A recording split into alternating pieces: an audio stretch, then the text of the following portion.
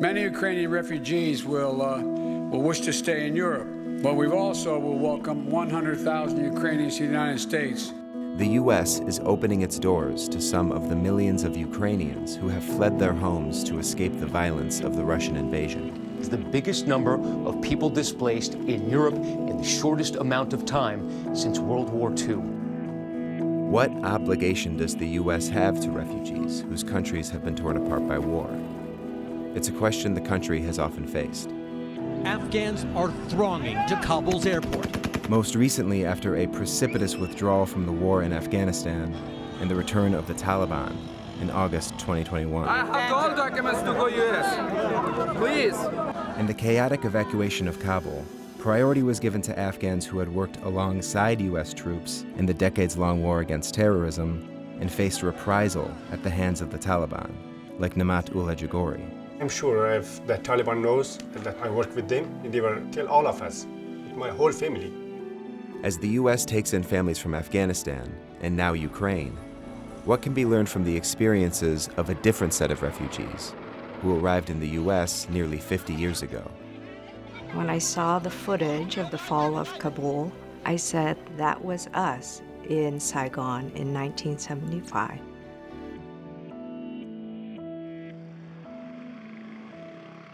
In 1975, Carolee Tran was 8 years old and living in Saigon as the Vietnam War finally neared its end. In Vietnam, my family and I were upper middle class. My father, he was a major in the Vietnamese army. We had a very comfortable life. But all that changed as the army of Communist North Vietnam closed in on Saigon and the U.S. pulled out the last of its troops and diplomats. There was this sense of impending doom. Several people said to me, begged me, please take my children out of the country with you. People like Carolee Tran's father, who had fought alongside American soldiers, were desperate to have their families evacuated to safety. People, lorries, and cars, all chasing one American evacuation convoy after the other. But American officials, unprepared for such a quick exit, knew they couldn't save all their allies. Who could be killed, who would be tortured, who worked to advance our government's interest. So who do we owe? Saigon, April the 30th. The last American helicopter on the roof of the American embassy prepares to lift off the last of the evacuees. Scores of people still crowded onto the embassy roof in the vain hope of rescue. As her father stayed in Saigon to fight, Carolee Tran, her mother, and siblings managed to board an American ship off the coast of a nearby island. In the chaos, Carolee got separated from her family. At that point, I was alone, and I was terrified.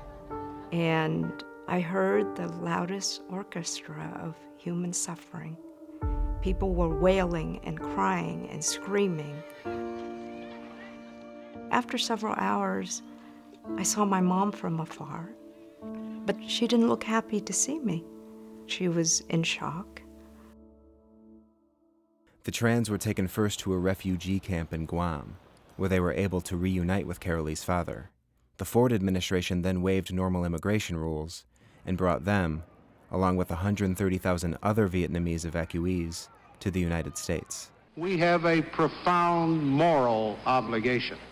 As then President Ford said, they were allies that the U.S.'s withdrawal had put in grave peril. For Vietnamese refugees in the 70s, we have a special responsibility. You break it, you bought it. So if you break a country, in essence, you're responsible for the refugees who have lost their home, lost their ability to live safely in their home countries because of our actions. But not everyone welcomed them. When we have 1 million people out of work, I'm just very slow to just open the floodgates and say, come on in, unless we provide a way to put Americans to work. It appears there is a rising public opposition. I think they have their own problems here in this country. Those people can better make an adjustment in their own culture. My father told us, if they can't say your name, they won't think of you as a person. So my name, which was Zhao Yun, was changed to Carolee. After some help from a Christian group who sponsored them, the Trans settled in Northern California, but they had to fend for themselves in a new culture. There was no English as a second language. It was a sink or swim. And the kids were horrible in grade school. They bullied me every single day. I really feel that I was singled out because I was Vietnamese and I was poor. I was poor. And so I got very depressed and very anxious. I began to think about, what if I walked in front of a car so it would run over me? Carolee's parents struggled too. They could only find low-wage work and had a hard time making ends meet. My father, he worked as a janitor. The customers called him horrible racial slurs, told him to go back to his country, called him a gook, the equivalent of a communist. And for somebody who fought for his country against the communists, it was very upsetting. But that experience gave me the motivation to excel, to go to graduate school and be a psychologist so I can help other people, other refugees. Almost 50 years after they fled Vietnam, the Tran family has grown and are part of a thriving Asian American community in California. Carolee's 4 siblings all have successful careers. Betty is an engineer, Robbie, a fire captain. In the 1970s, if you had just said Vietnamese refugees, they would have seemed foreign, they would have seemed different. But over time, refugees tend to assimilate very, very well into the United States and be positive contributors in all kinds of ways, economically, culturally.